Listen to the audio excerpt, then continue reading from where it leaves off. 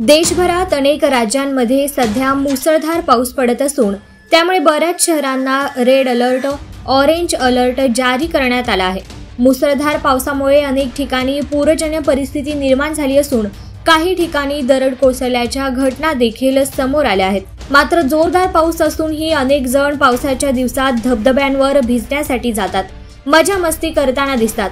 मागील काही दिवसांपासून राज्यातील बऱ्याच जिल्ह्यांमध्ये पावसाचा हाहाकार पाहायला मिळत आहे, पण काही तरुण मंडळी पावसाच्या पाण्यात उतरून रील्स बनवताना दिसत आहेत, तर अनेक जण स्वतःच्या जीवाची पर्वा न करता नदीच्या पाण्यात उड्या मारत आहेत, तर काही जण धबधब्यांवर जाऊन मजा मस्ती करताना दिसत आहेत। सध्या व्हायरल होत असलेल्या व्हिडिओमध्ये असंच काहीतरी पाहायला मिळतंय, जे पाहून अनेक जण संताप व्यक्त करताना दिसत आहेत।